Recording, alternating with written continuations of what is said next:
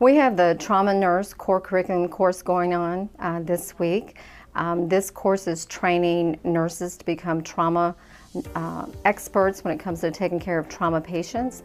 In addition to that, we have 3 nurses that are being trained as instructors. We always need instructors here at Blanchfield, here at Fort Campbell, so that we can train our own nurses. In addition to that, we actually have an instructor from BAMC here training one of our nurses as an actual faculty, so that we no longer have to use resources from San Antonio to come here and train for us. We'll be able to provide all this training ourselves, so we're really excited about that. My primary mission is to go to different military hospitals and help set up the trauma nurse program. We call it TNCC. My main job here at Fort Campbell is to sign off the lead instructor so that they will be able to make instructors, run courses, and will not have to use outside sources to train the GS and military nurses and LVNs. Over the years, we have been trying to grow our TNCC program because you have to have quite a few instructors. And so today we have 3 instructor potentials, and so we're signing them off to be able to be a full instructor like myself. So we teach them a class the day before, and then we have them teach courses and we evaluate them today. And after today, they will be full-fledged TNCC instructors.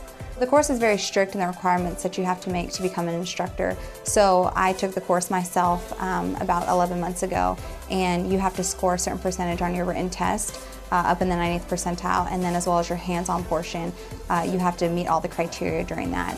And then you also have to have that presence when you're instructing. Are you a confident instructor, and do you have that ability to teach other people?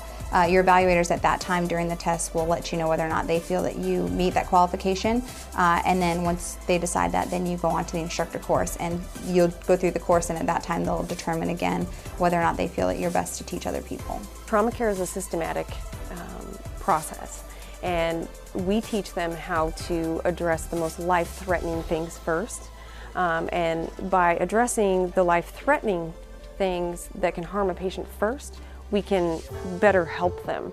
So instead of the distracting injury, we worry about what's going to harm them, like their airway, because if you don't have an airway, you don't have a patient. So we teach them how to decide what's the most important thing for each and every patient they encounter.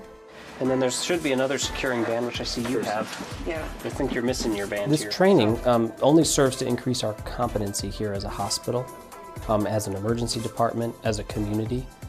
I see it being a great asset to this hospital to create more polished and proficient nurses that can respond to any emergency here in the community, any emergency whilst deployed. As a flight nurse with the Air Force Reserves, I think this training is also going to be incredibly beneficial, just because we never know what type of patients we are going to be receiving, whether that's stateside or in a deployed setting, and having this trauma preparation will better prepare me to take care of my patients. So the importance of trauma and being able to care for trauma patients is that trauma happens anywhere.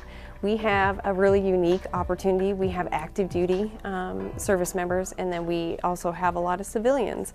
And so we have to be able to care for patients, trauma patients. They'll happen downrange, they happen here, and we all want to be able to take care of these patients the same way. So we teach them a systematic process to be able to care for them. This is a program that is supported by military throughout the world.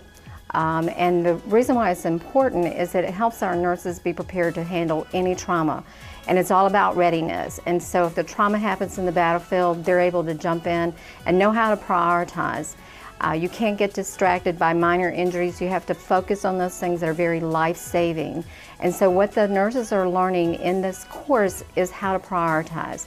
Is the patient hemorrhaging? You got to address that first, because if they're bleeding out, it doesn't matter if they have a broken leg. If they're not breathing, if they don't have an airway, you've got to deal with that first. Again, it's all about prioritizing those life-saving methods, because what we do to stabilize those patients literally can mean the difference of life and death.